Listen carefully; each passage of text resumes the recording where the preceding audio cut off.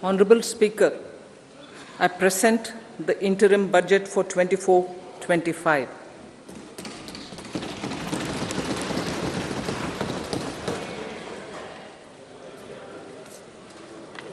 The Indian economy has witnessed profound positive transformation in the last 10 years. The people of India are looking ahead to the future with hope and optimism. With the blessings of the people, when our government, under the visionary and dynamic leadership of Honorable Prime Minister Shri Narendra Modi, assumed office in 2014, the country was facing enormous challenges. With Sabka Saath, Sabka Vikas as its mantra, the government overcame those challenges in right earnest. Structural reforms were undertaken. Pro-people programs were formulated and implemented promptly. Conditions were created for more opportunities for employment and entrepreneurship. The economy got a new vigor. The fruits of development started reaching the people at scale. The country got a new sense of purpose and hope. Naturally, the people blessed the government with a bigger mandate. In the second term, our government, under the leadership of Honorable Prime Minister, doubled down on its responsibilities to build a prosperous country with comprehensive development of all people and all regions. Our government strengthened its mantra to Sabka Saath, Sabka Vikas, and Sabka Vishwas.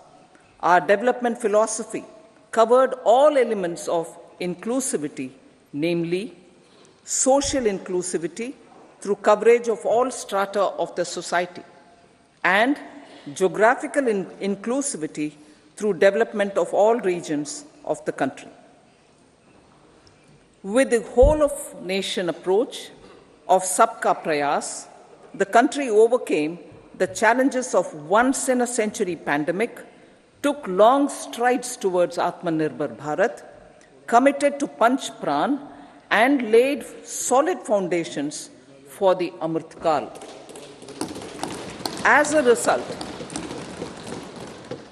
result, our young country has high aspirations, pride in its present, and hope and confidence for a bright future. We expect that our government, based on its stupendous work, will be blessed again by the people with a resounding mandate. Inclusive development and growth. Our humane and inclusive approach to development is a marked and deliberate departure from the earlier approach of provisioning up to village level. Development programs were thus provisioned. In the last 10 years, however, have targeted each and every household and individual through housing for all, Har Ghar Jal, electricity for all, cooking gas for all, bank accounts and financial services for all in record time. The worries about food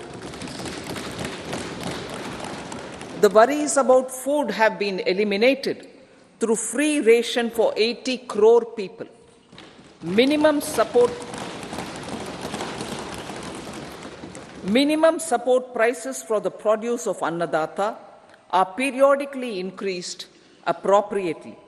These and the provision of basic necessities have enhanced real income in the rural areas. Their economic needs could be addressed, thus spurring growth and generating jobs. Social justice. Our government is working with an approach to development that is all-round, all-pervasive, and all-inclusive. Sarvangin, Sarvasparshi, or Sarvasamaveshi. It covers all castes and people at all levels. We are working to make India a Vikasit Bharat by 2047. For achieving that goal, we need to improve people's capability and empower them. Previously, social justice was mostly a political slogan. For our government, social justice is an effective and necessary governance model. The saturation approach of covering all eligible people is the true and comprehensive achievement of social justice. This is secularism in action, reduces corruption, and prevents nepotism, prevents Bhai Bhatijawad. There is transparency and assurance that benefits are delivered to all eligible people. The resources are distributed fairly. All, regardless of their social standing, get access to opportunities. We are addressing systemic inequalities that had plagued our society.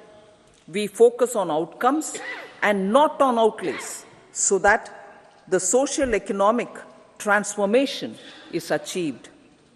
As our Prime Minister firmly believes, we need to focus on 4 major castes. They are Garib, Mahilaye, Yuva, and Annadata. Their needs, their aspirations, and their welfare are our highest priority. The country progresses when they progress. All 4 require and receive government support in their quest to better their lives. Their empowerment and well-being will drive the country forward. Garib Kalyan, Desh Ka Kalyan. We believe in empowering the poor. The earlier approach of tackling poverty through entitlements had resulted in very modest outcomes. When the poor became empowered partners in the development process, government's power to assist them also increases manifold. With the pursuit of Sabka Saath, in these 10 years, the government has assisted 25 crore people to get freedom from multi-dimensional poverty. Our government's efforts are now getting synergized with energy and passion of such empowered people. This is truly elevating them from poverty. Direct benefit transfer of 34 lakh crore rupees from the government using PM Jan Dhan accounts has led to savings of 2.7 lakh crores of rupees for the government. This savings has been realized through avoidance of leakages prevalent earlier. The savings have helped in providing more funds for Garib Kalyan. PM Swanidhi has provided credit assistance to 78 lakh street vendors. From that total of 78 lakh street vendors, 2.3 lakh have received credit for the 3rd time. PM Janman Yojana reaches out to the particularly vulnerable tribal groups who have remained outside the realm of development so far. PM Vishwakarma Yojana provides end-to-end support to artisans and craftspeople engaged in 18 trades. The schemes for empowerment of Divyangs and transgender persons reflect firm resolve of our government to leave no one behind. Welfare of Annadata. Farmers are our Annadata. Every year under PM Kisan Samman Yojana, direct financial assistance is provided to 11.8 crore farmers, including marginal and small farmers. Crop insurance is given to 4 crore farmers under PM Fasal Bima Yojana. These, besides several other programs, are assisting Annadata in producing food for the country and for the world. Electronic National Agricultural Market has integrated 1,361 mandis and is providing services to 1.8 crore farmers with trading volume of 3 lakh crores of rupees. The sector is poised for inclusive, balanced, higher growth and productivity. These are facilitated from farmer-centric policies, income support, coverage of risks through price and insurance support, promotion of technologies and innovations through startups. Empowering the Amrit PD, the Yuva. Our prosperity depends on adequately equipping and empowering the youth. The National Education Policy 2020 is ushering the transformational reforms.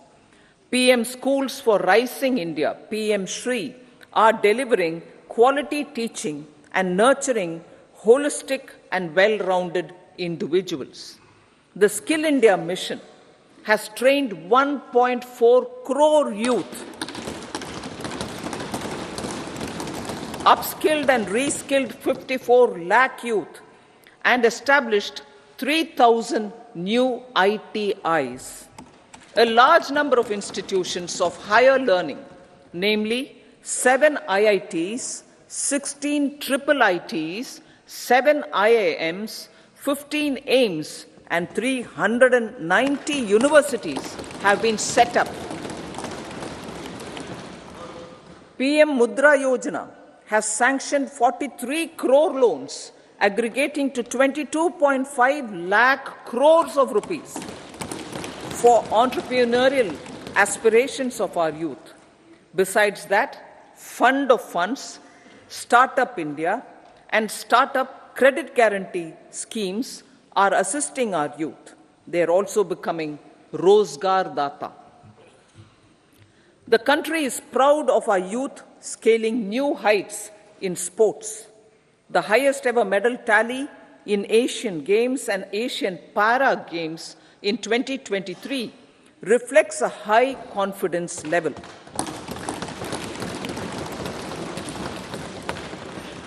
Chess prodigy and our #1 ranked player Pragnananda put up a stiff fight against the reigning world champion Magnus Carlsen in 2023. Today, India has over 80 chess grandmasters compared to little over 20 in 2010. Momentum for Nari Shakti. The empowerment of women through entrepreneurship, ease of living, and dignity for them has gained momentum in these 10 years. 30 crore Mudra Yojana loans have been given to women entrepreneurs. Female enrollment in higher education has gone up by 28% in 10 years. In STEM courses, girls and women constitute 43% of enrollment, one of the highest in the world. All these measures are getting reflected in the increasing participation of women in workforce. Making triple talaq illegal, reservation of 1/3 seats for women in the Lok Sabha and state assemblies, and giving over 70% houses under PM Awas Yojana in rural areas to women, and giving over 70% houses under PM Awas Yojana in rural areas to women as sole or joint owners have enhanced their dignity. Exemplary track record of governance, development, and performance. Besides delivering on high growth in terms of gross domestic product, the government is equally focused on a more comprehensive GDP, that is, governance, development, and performance. Our government has provided transparent, accountable, people-centric, and prompt, trust-based administration with citizen-first and minimum government, maximum governance approach. The impact of all-round development is discernible in all sectors. There is macroeconomic stability, including in the external sector. Investments are robust. The economy is doing well. People are living better and earning better, with even greater aspirations for future. Average real income of the people has increased by 50%. Inflation is moderate. People are getting empowered, equipped, and enabled to pursue their aspirations. There is effective and timely delivery of programs and of large projects. Economic management. The multi-pronged economic management over the past 10 years has complemented people-centric, inclusive development. Following are some of the major elements. 1. All forms of infrastructure, physical, digital, or social, are being built in record time.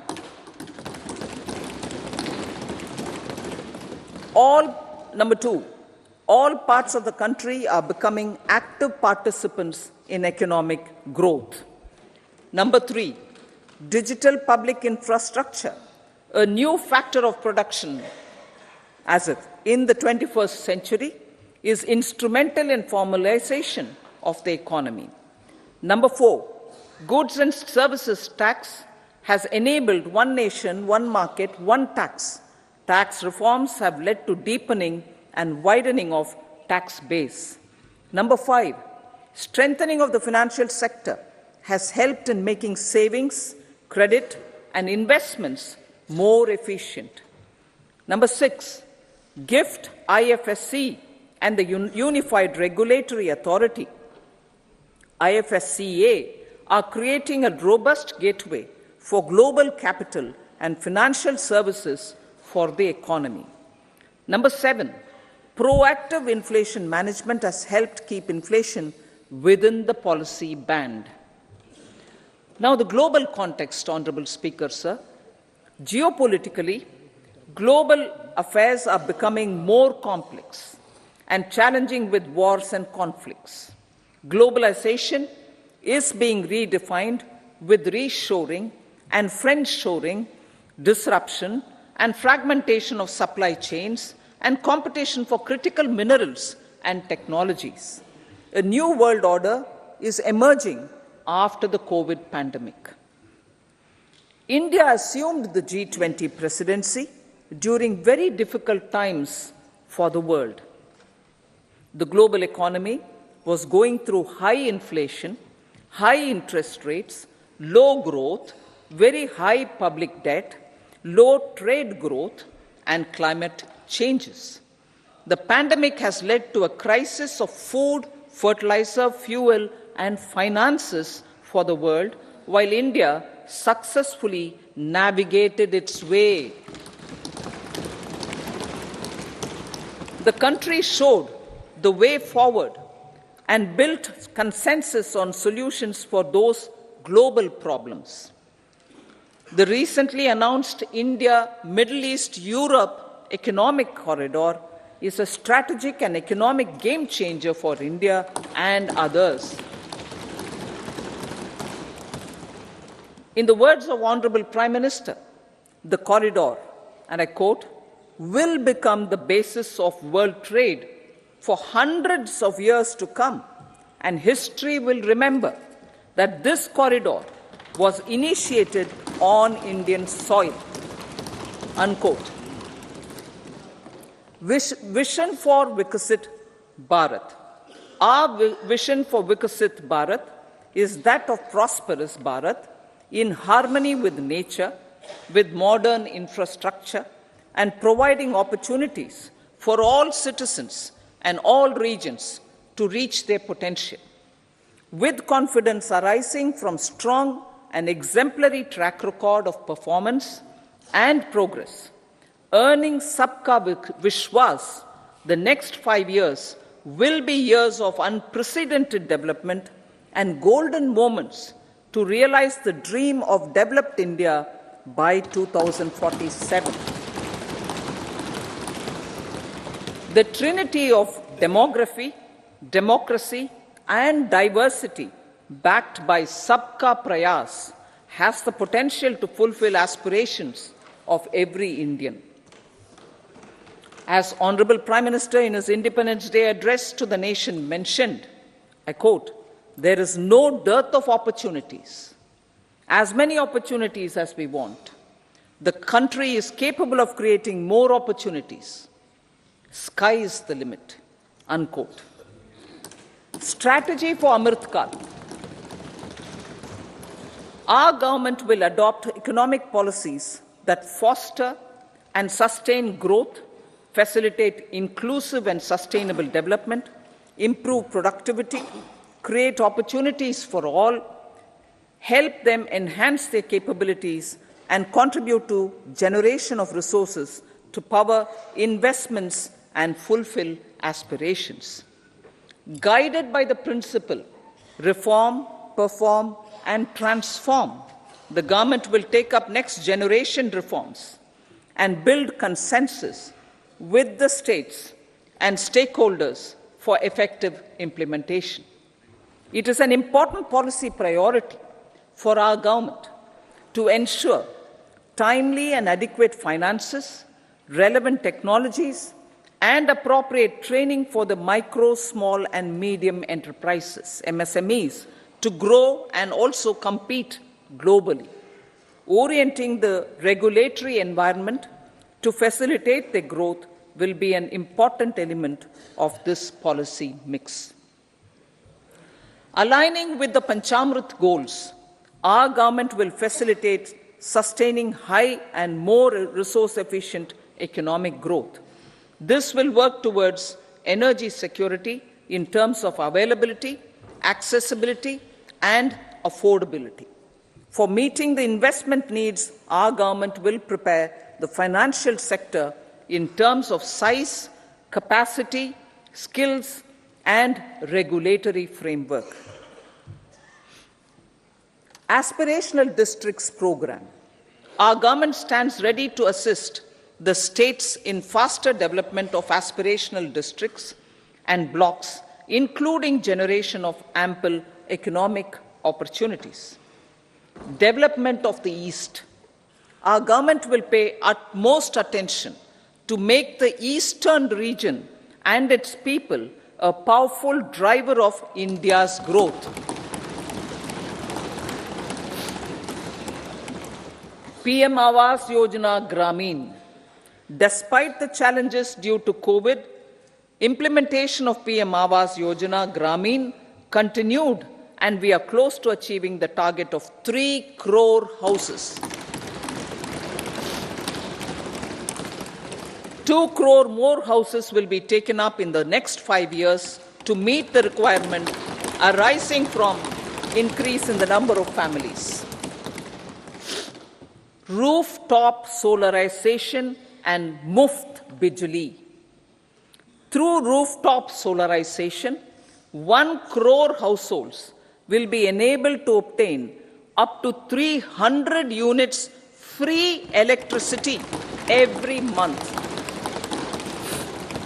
This scheme follows the resolve of Honorable Prime Minister on the historic day of consecration of Sri Ram Mandir in Ayodhya. Following benefits are expected.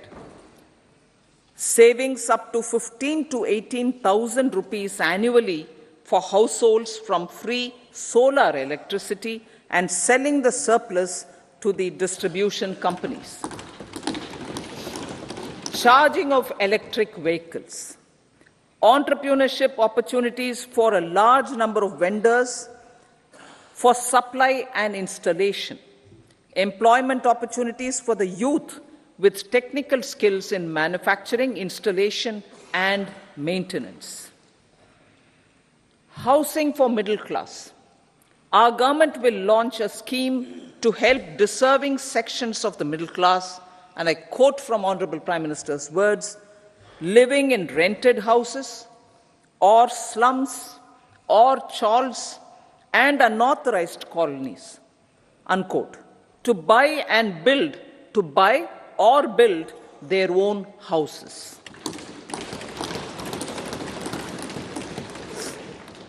Medical colleges. Several youth are ambitious to get qualified as doctors. They aim to serve our people through improved healthcare services. Our government plans to set up more medical colleges by utilizing the existing hospital infrastructure under various departments. A committee for this purpose will be set up to examine the issues and make relevant recommendations. Cervical cancer vaccination. Our government will encourage vaccination for girls in the age group of 9 to 14 years for prevention of cervical cancer. Maternal and child health care. Various schemes for maternal and child care will be brought under one comprehensive program for synergy in implementation. Upgradation of Anganwadi centers under Saksham Anganwadi and Poshan 2.0 will be expedited for improved nutrition delivery, early childhood care and development. The newly designed U-Win platform for managing immunization and intensified efforts of Mission Indradhanush will be rolled out expeditiously throughout the country. Ayushman Bharat. Healthcare cover under Ayushman Bharat scheme will be extended to all ASHA workers, to all Anganwadi workers and helpers. Agriculture and food processing. The efforts of value addition in agriculture sector and boosting farmers' incomes will be stepped up. Pradhan Mantri Kisan Sampada Yojana has benefited 38 lakh farmers and generated 10 lakh employment. Pradhan Mantri Formalization of Micro Food Processing Enterprises Yojana has assisted 2.4 lakh SHGs and 60,000 individuals with credit linkages. Other schemes are complementing the efforts for reducing post-harvest losses and improving productivity and incomes. For ensuring faster growth of the sector, our government will further promote private and public investment in post-harvest activities, including aggregation, modern storage, efficient supply chains, primary and secondary processing and marketing and branding. Nano DAP. After the successful adoption of nano urea, application of nano DAP on various crops will be expanded in all agroclimatic zones. Atmanirbhar Oil Seeds Abhiyan. Building on the initiative announced in 2022, a strategy will be formulated to achieve Atmanirbharta for oil seeds such as mustard, groundnut, sesame, soya bean, and sunflower. This will cover research for high-yielding varieties, widespread adoption of modern farming techniques, market linkages, procurement, value addition, and crop insurance. Dairy development. A comprehensive program for supporting dairy farmers will be formulated. Efforts are already on to control foot and mouth disease. India is the world's largest milk producer with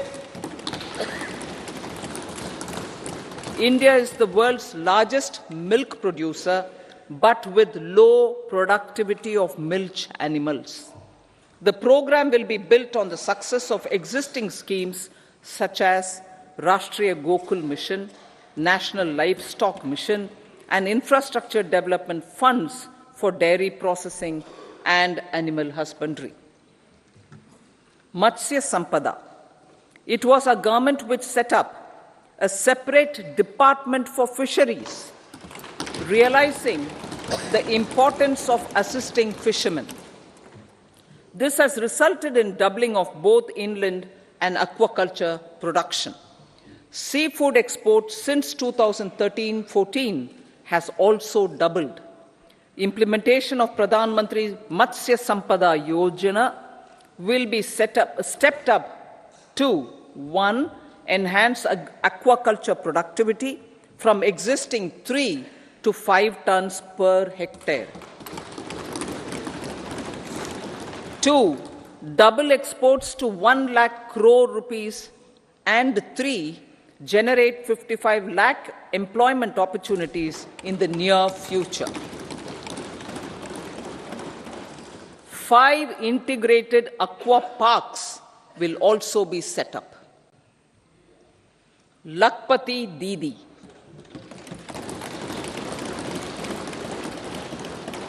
$83 lakh SHGs.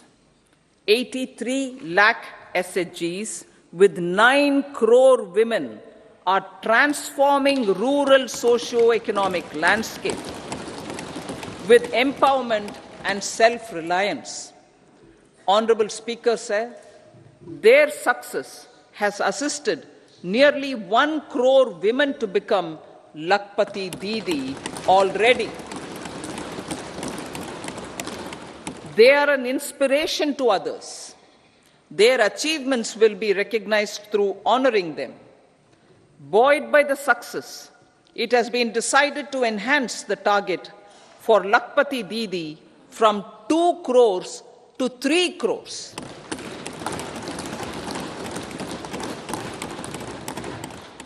Technological changes, new age technologies, and data are changing the lives of people and businesses.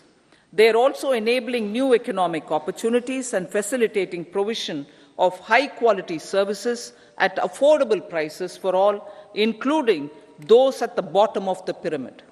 Opportunities for India at the global level are expanding. India is showing solutions through innovation and entrepreneurship of its people. Research and innovation for catalyzing growth, employment, and development. Prime Minister Shastri, Prime Minister Lal Bahadur Shastri gave the slogan of Jai Jawan, Jai Kisan.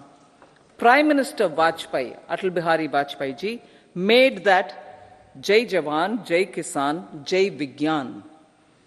Prime Minister Modi has furthered that to Jai Jawan, Jai Kisan, Jai Vigyan, and Jai Anusandhan, as innovation is the foundation of development. For our tech-savvy youth,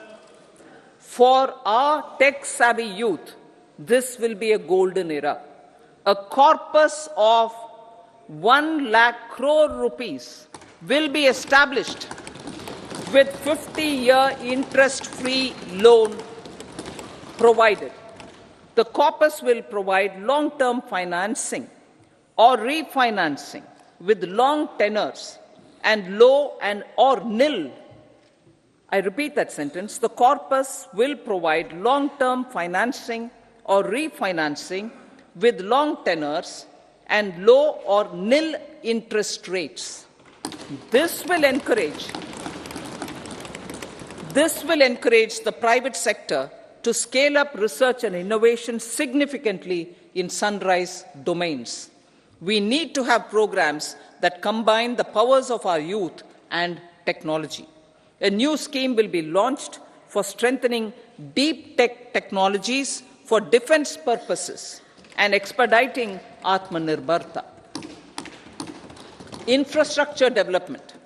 Building on the massive tripling of the capital expenditure outlay in the past 4 years, resulting in huge multiplier impact on economic growth and employment creation, the outlay for the next year is being increased by 11.1% to 11,111 crore rupees. This would be 3.4% of our GDP. Railways. 3 major economic railway corridor programs will be implemented. These are energy, mineral, and cement corridor. Number 2, port connectivity corridors.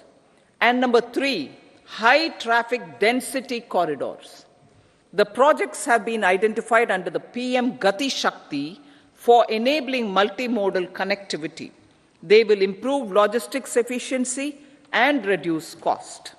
The resultant decongestion of the high traffic corridors will also help in improving operations of passenger trains, resulting in safety and higher travel speed for passengers.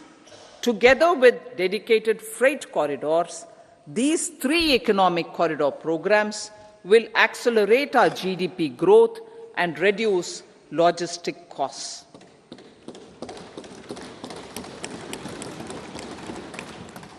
"40,000 normal rail bogies will be converted to Vande Bharat standards to enhance safety, convenience, and comfort of passengers." Aviation sector. The aviation sector has been galvanized in the past 10 years. Number of airports have doubled to 149. Rollout of air connectivity to Tier 2 and Tier 3 cities under UDAN scheme has been widespread. 517 new routes are carrying 1.3 crore passengers. Indian carriers have proactively placed orders for over 1,000 new aircrafts.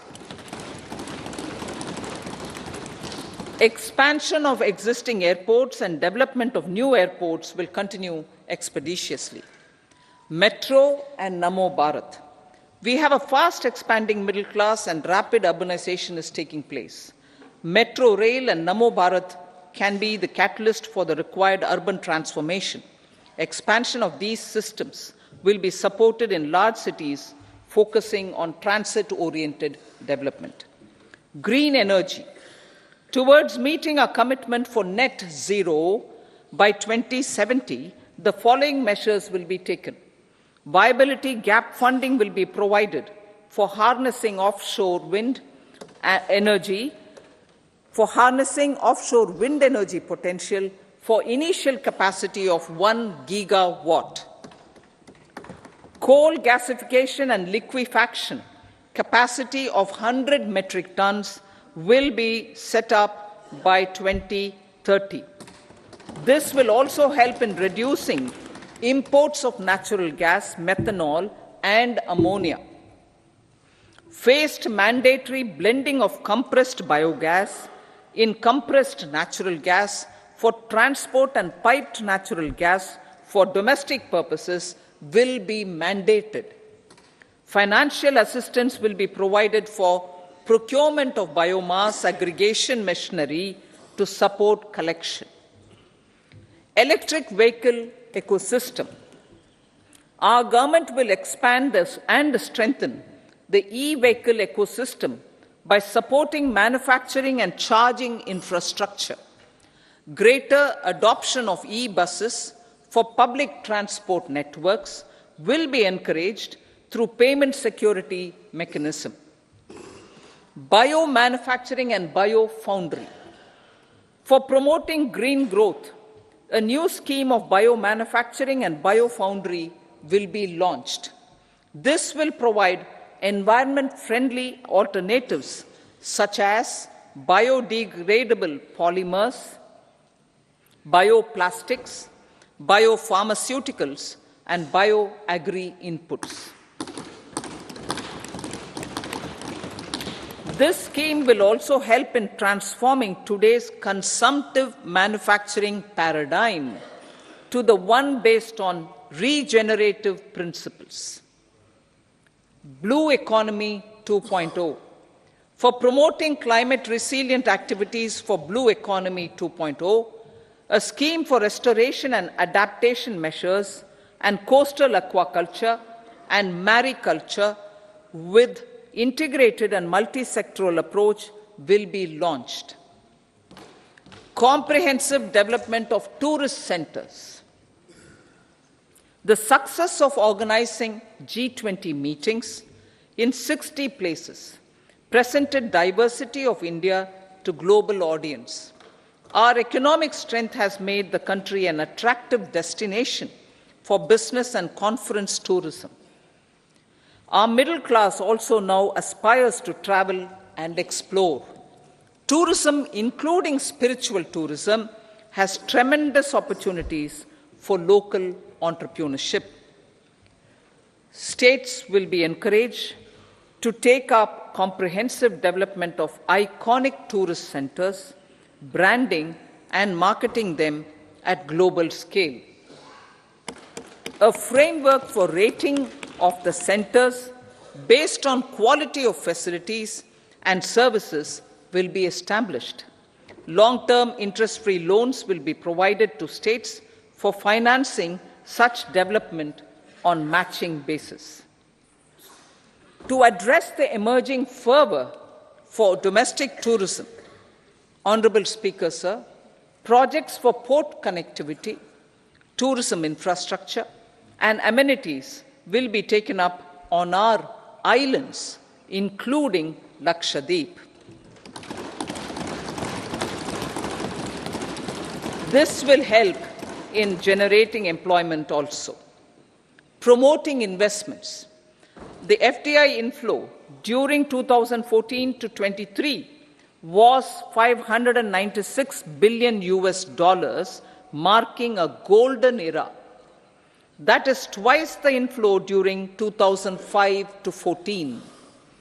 For encouraging sustained foreign investment, we are negotiating bilateral investment treaties with our foreign partners in the spirit of First Develop India.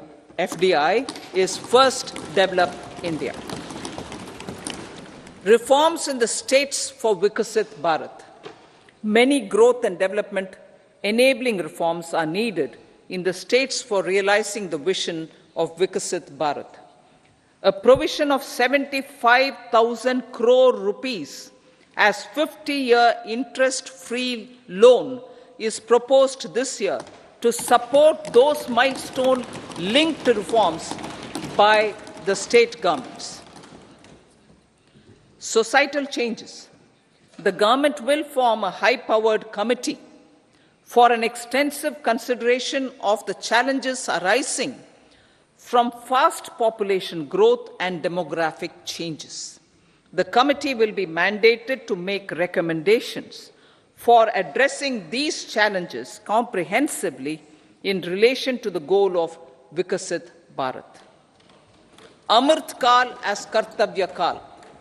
Our government stands committed to strengthening and expanding the economy with high growth and to create conditions for people to realize their aspirations.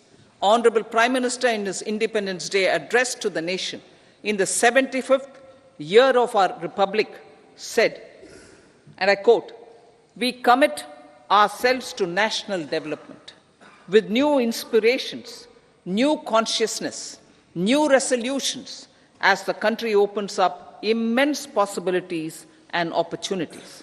It is our Kartavya Kal." Unquote. Every challenge of the pre-2014 era was overcome through our economic management and our governance. These have placed the country on a resolute path of sustained high growth. This has been possible through right policies, true intentions, and appropriate decisions. In the full budget in July, Honorable Speaker, our government will present a detailed roadmap for our pursuit of Vikasit Bharat.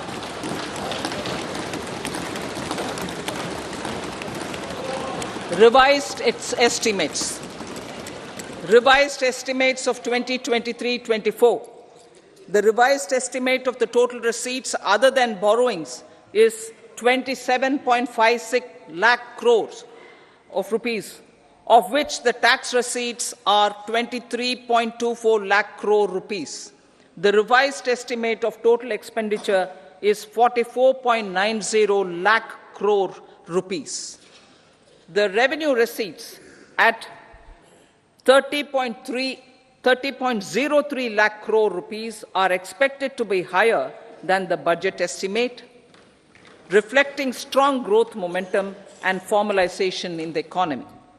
The revised estimate of the fiscal deficit is 5.8% of GDP, improving on the budget estimate, notwithstanding moderation in the nominal growth estimates. Budget estimates for 2024-25. Coming to the year 2024-25, the total receipts other than borrowings and total expenditure are estimated at 30.80 and 47.66 lakh crore rupees respectively. The tax receipts are estimated at 26.02 lakh crore rupees. The scheme of 50-year interest-free loan for capital expenditure to states will be continued this year with an outlay of 1.3 lakh crore rupees. We continue on the path of fiscal consolidation, as announced in my budget speech of 2021-22, to reduce fiscal deficit below 4.5% by 25-26. The fiscal deficit in 2024-25 is estimated to be 5.1% of GDP, adhering to that path. So the gross and net market borrowings through dated securities during 24-25 are estimated at 14.13 lakh crore rupees and 11.75 lakh crore respectively. Both will be less than that in 23-24. Now that the private investments are happening at scale, the lower borrowings by the central government will facilitate larger availability of credit for the private sector. Vote on account. I'll be seeking vote on account approval of the Parliament through the appropriation bill for a part of the financial year 2024-25. I will now move to Part B. Honourable Speaker, sir, over the last 10 years, the direct tax collections have more than trebled and the return filers swelled 2.4 times. I would like to assure the taxpayers that their contributions have been used wisely for the development of the country and welfare of its people. I appreciate the taxpayers for their continued support. The government has reduced and rationalized tax rates. Under the new tax scheme, there is now no tax liability for taxpayers with income up to 7 lakh rupees, up from 2.2 lakh rupees in the financial year 2013-14. The threshold for presumptive taxation for retail businesses was increased from 2 crores to 3 crores. Similarly, the threshold for professionals eligible for presumptive taxation was increased from 50 lakh rupees to 75 lakh rupees. Also, corporate tax rate was decreased from 30% to 22% for existing domestic companies and to 15% for certain new manufacturing companies. Honourable Speaker, sir, in the last 5 years, our focus has been to improve taxpayer services. The age-old jurisdiction-based assessment system was transformed with the introduction of faceless assessment and appeal, thereby imparting greater efficiency, transparency, and accountability. Introduction of updated income tax returns, a new Form 26AS, and pre-filling of tax returns have made filing of tax returns simpler and easier. Average processing time of returns has been reduced from 93 days in the year 2013-14 to a mere 10 days this year, thereby making refunds faster. Indirect taxation. By unifying the highly fragmented indirect tax regime in India, the GST has reduced the compliance burden on trade and industry. The industry has acknowledged the benefits of GST. According to a recent survey conducted by a leading consulting firm, 94% of industry leaders view the transition to GST as largely positive. According to 80% of the respondents, it has led to supply chain optimization, as elimination of tax arbitrage and octroi has resulted in disbanding of checkposts at the state and city boundaries. At the same time, tax base of GST more than doubled, and the average monthly gross GST collection has almost doubled to 1.66 lakh crores this year. States too have benefited. States' SGST revenue, including compensation released to states in the post-GST period of 2017-18 to 2022-23, has achieved a buoyancy of 1.22. In contrast, the tax buoyancy of state revenues from subsumed taxes in the pre-GST four-year period of 2012-13 to 2015-16 was a mere 0.72. The biggest beneficiaries are consumers, as reduction in logistic cost and taxes have brought down prices of most goods and services. We have taken a number of steps in customs to facilitate international trade. As a result, the import release time declined by 47% to 71 hours at inland container depots, by 28% to 44 hours at air cargo complexes, and by 27% to 85 hours at seaports over the last 4 years since 2019, when the national time release studies were first acted. Tax proposals. As for tax proposals, in keeping with the convention, I do not propose to make any changes relating to taxation and propose to retain the same tax rates for direct and indirect taxes, including import duties. However, certain tax benefits to startups and investments made by sovereign wealth or pension funds, as also tax exemption on certain income of some IFSC units, are expiring on 31/3/2024. To provide continuity in taxation, I propose to extend the date to 31/3/2025. Moreover, in line with our government's vision to improve ease of living and ease of doing business, I wish to make an announcement to improve taxpayers' services.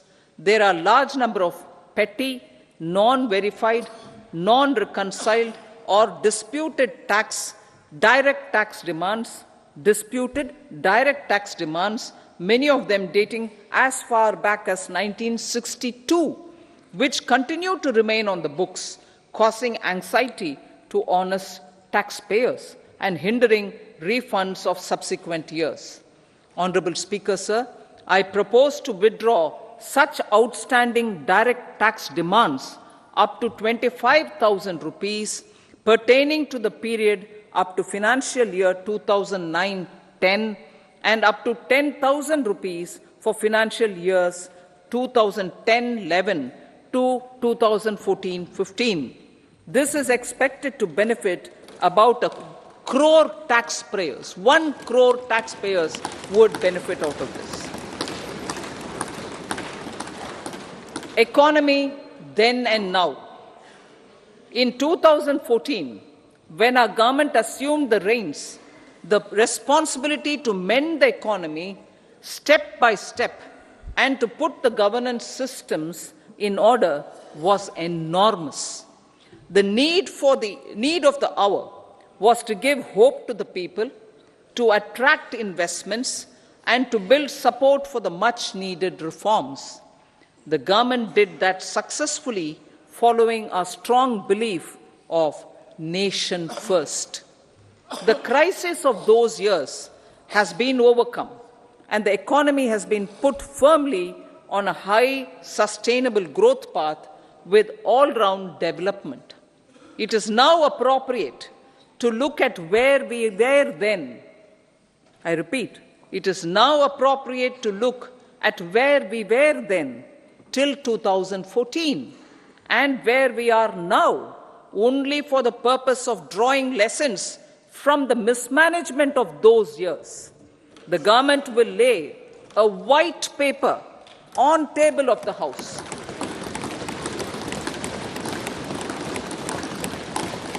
The exemplary track record of governance, development and performance, effective delivery and Jan Kalyan has given the government trust, confidence and blessings of the people to realize whatever it takes. The goal of Vikasit Bharat with good intentions, true dedication and hard work in the coming years and decades. With this, Honourable Speaker, I commend the interim budget to this august House. Jai Hind.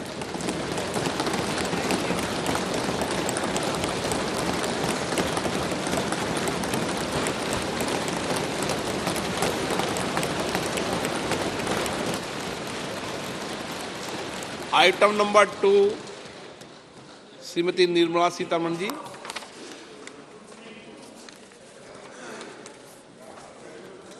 So, with your permission, I rise to lay on the table the following statements under Section 3(1) of the Fiscal Responsibility and Budget Management Act 2003, Medium-Term Fiscal Policy cum Fiscal Policy Strategy Statement and Macroeconomic Framework Statement. Item number 3, Srimati Nirmala Sitharaman ji. Sir, with your permission, I rise to move for leave to introduce the Finance Bill 2024. प्रश्न ये है कि विधेयक को पुनर्स्थापित करने की अनुमति प्रदान की जाए। जो सदस्य इसके पक्ष में हाँ कहें, जो सदस्य विरोध में ना कहें। मेरे विचार में निर्णय हाँ वालों के पक्ष हुआ, हाँ वालों के पक्ष हुआ। माननीय मंत्री जी, विधेयक को पुनर्स्थापित करें। So I introduce the bill. सभा की कार्रवाई शुक्रवार दिनांक 2 फरवरी 2024 को प्राप्त 11 बजे तक के लिए स्थगित की जाती है।